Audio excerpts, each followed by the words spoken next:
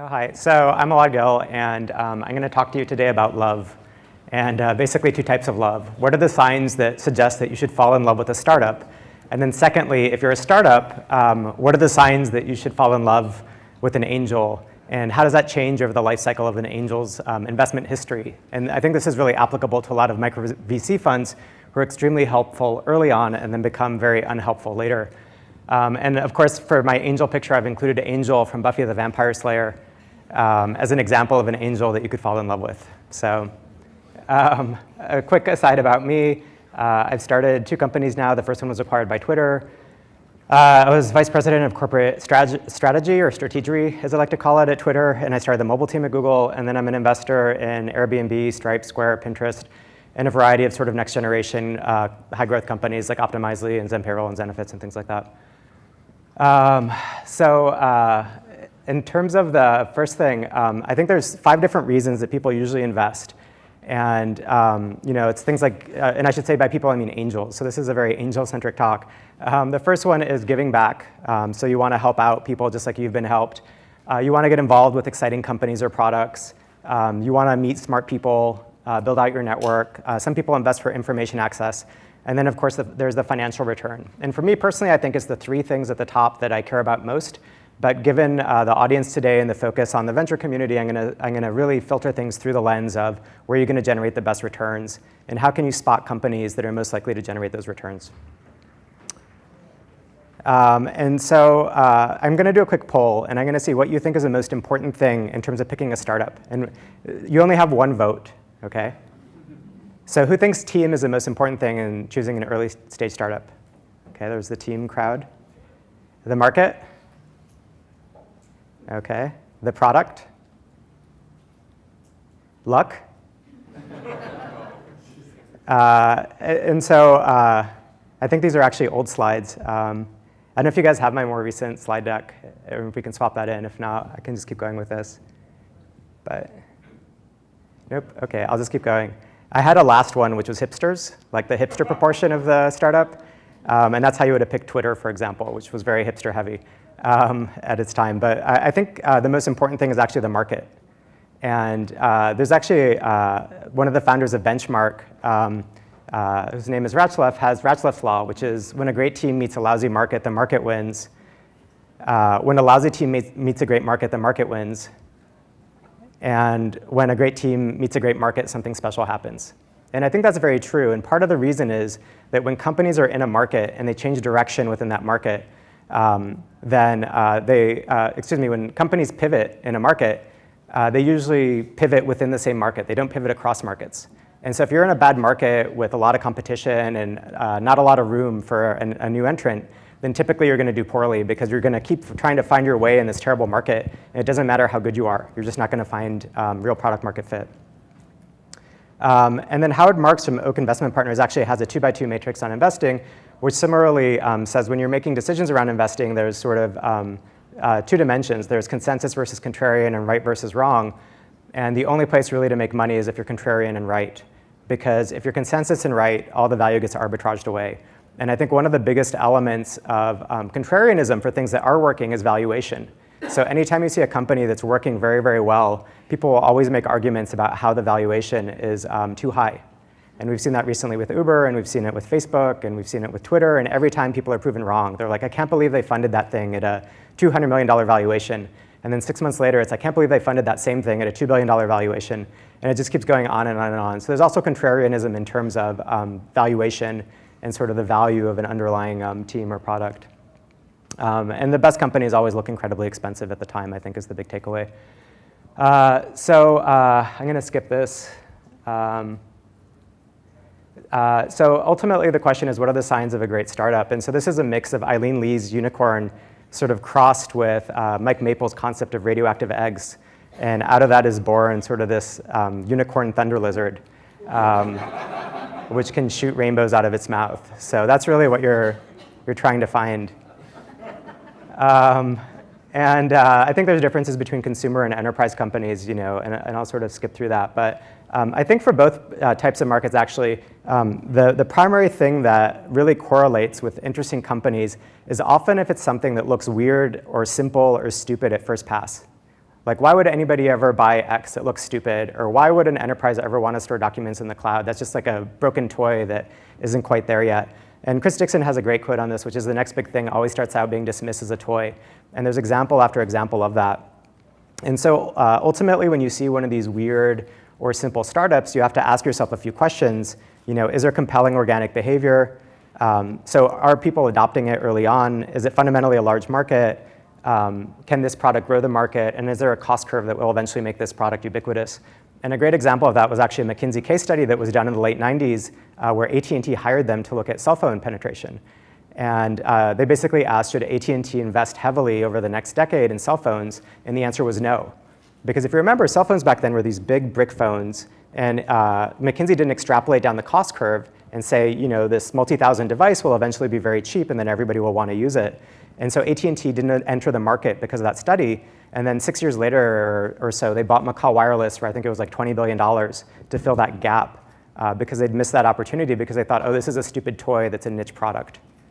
And in general, you have to decide whether something is truly a niche or whether something is truly broadly applicable.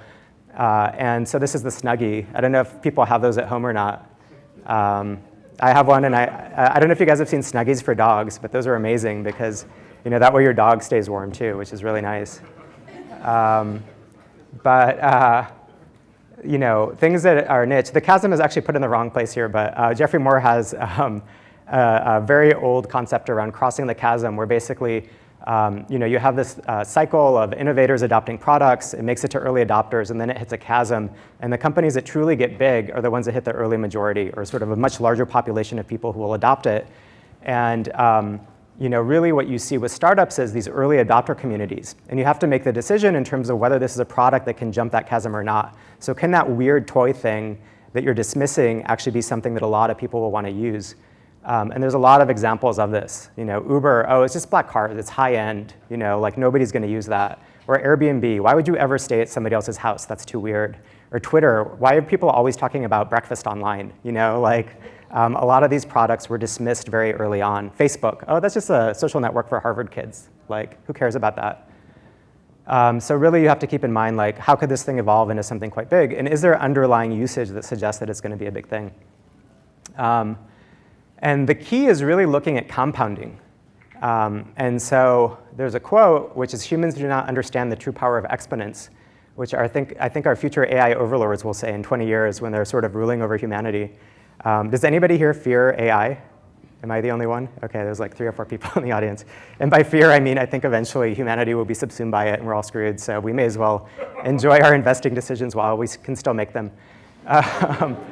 But the key is, if you look at the rate of compounding growth of something that's growing 20% a month, which is extremely fast, and most startups would kill for that, will dramatically underperform something that's growing at 50% a month. And those numbers really sort of tell the story in terms of startups. And so all the startups that I've invested in that have done best were compounding, even if it was off of a very small base from the time they launched or shortly thereafter, right? And so you see this just like ongoing compounding. And the founders will dismiss it, and investors will dismiss it because they're like, oh, we're making $100 in revenue, and it's growing 30% a month. And a lot of people just say, oh, that's stupid. Like, of course you can add 30 bucks a month or whatever it is. But if that compounding rate maintains itself, then it very quickly forms a very large company. And the problem is, even 2 years in, if you're not used to these exponents and you're growing at a regular rate, you will still dismiss it because now you're doing 10,000 a month in revenue, and you're like, oh, we've been at it for 2 years, and it's 10K a month in revenue. But if you keep that rate up, suddenly that curve really catches up to you. And so I think the very best startups will at some point start to exhibit that compounding rate. And even though the base is very small, 1,000 users to 1,200 users, as long as you see that user base is very engaged and that growth rate keeps growing, then I think that's a big sign. And so, for example, the first time, or one of the early times I met Ben from Pinterest, he really believed in the community that he was building, and he really saw the engagement. And it was compounding at this rate, but it was a very small user base. So I think a lot of people dismissed it. But fundamentally, that's a clear sign of something that's starting to work. And then, of course, there's is it 10x cheaper or better in a differentiated way? So this is a startup that I've invested in called Planet Labs, which makes extremely low-cost satellites. And I think they may now have one of the largest satellite fleets up there. And then there's Formlabs, the 3D printer, which in both cases, they built products which are 10x cheaper or better than other products that exist out there. And this can be done in hardware, it can be done in software, it can be done in a variety of industries. And then finally, this is sort of what I imagine Eileen Lee's toothbrush holder to be. Sort of you can put the toothbrush in and then it's a unicorn, which is kind of awesome. But the question is it something that you would use? I was going to do a Mike Maples one too, but I couldn't find a radioactive egg toothbrush holder. We should make one for him and send it as a gift. Basically, the question is it something that you could imagine yourself using? And that could be a consumer product, but the bottom line is a set of companies that I invested in.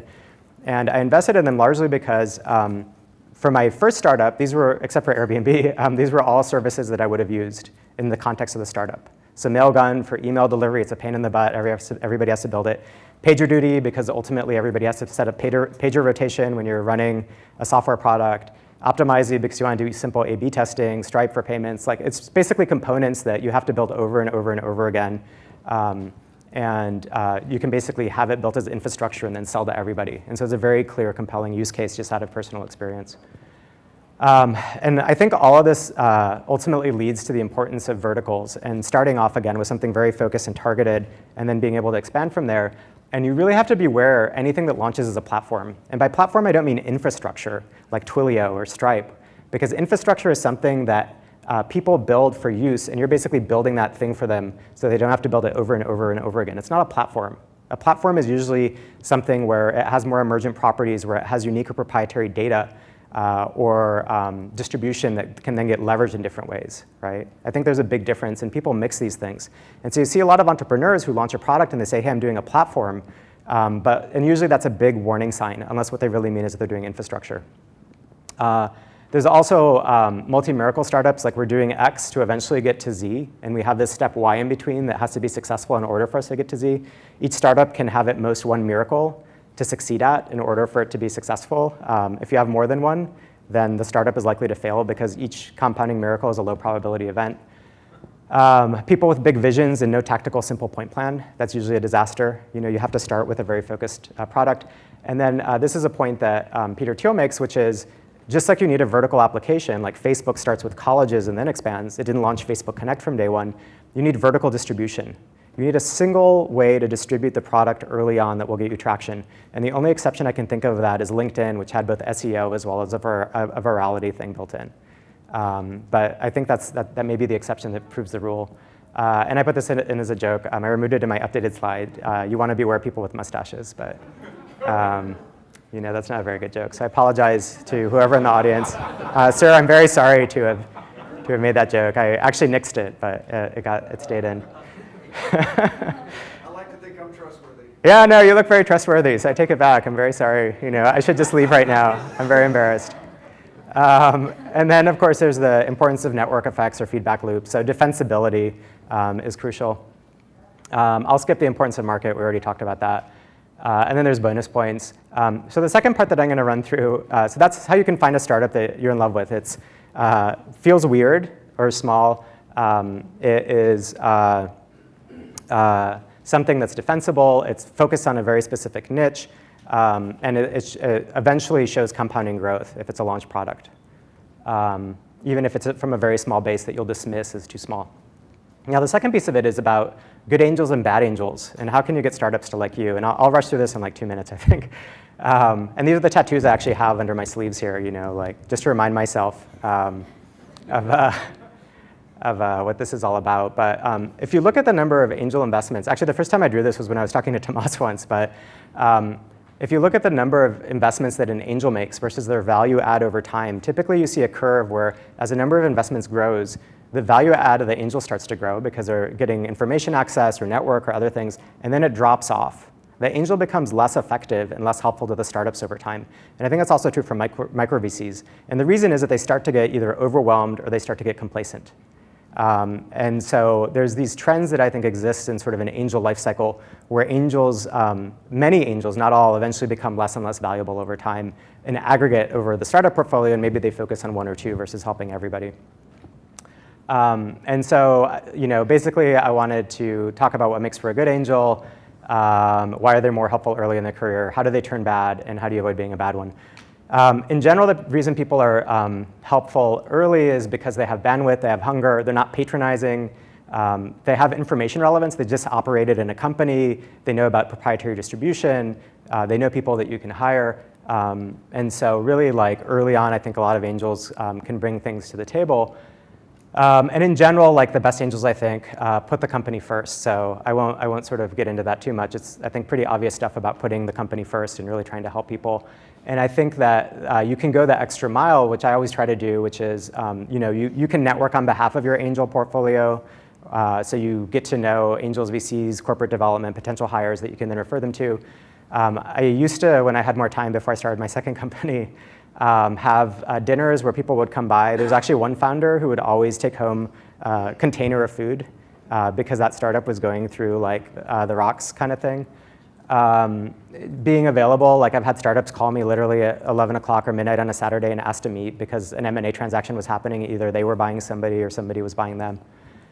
And then ongoing information access, and then also being very discreet with people. And I think even just things like if somebody sends you a competitive deck because they're asking you to invest, and it turns out that you're an investor in another company, don't forward that deck to the company you're involved with. That's, I think, really bad behavior in terms of the broader ecosystem, and it really breaks the trust that I think should exist between everybody who's working on this stuff.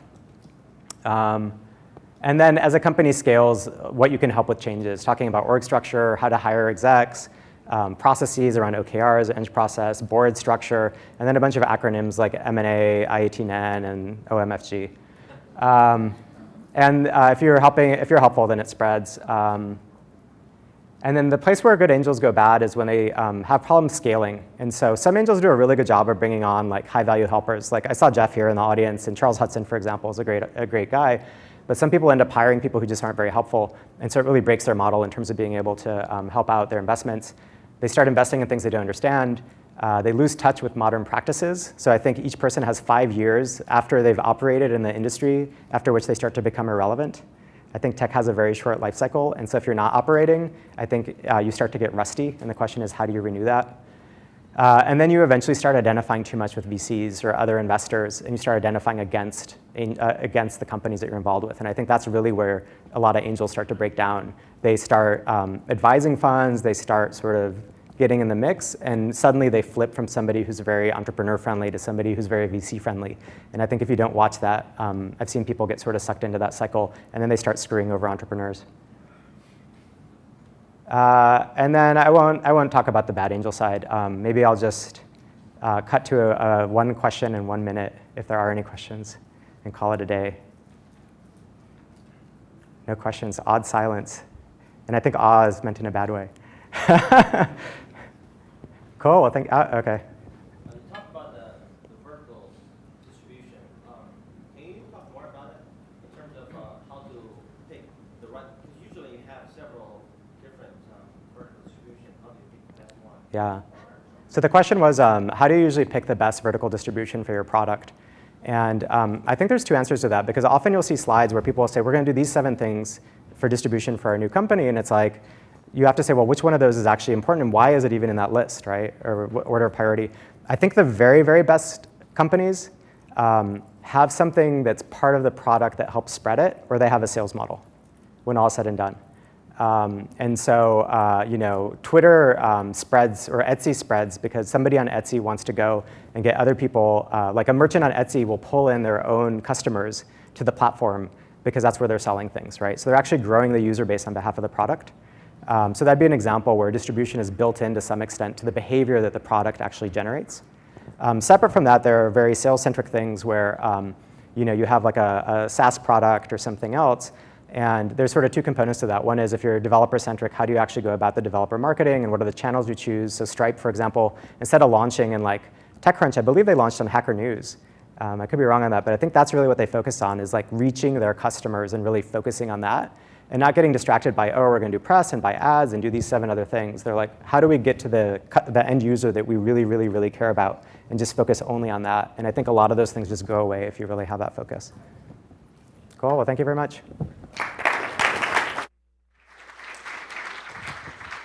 All right, thank you. Thank you for the Snuggie reference, too. I think Snuggie was the unicorn of its day.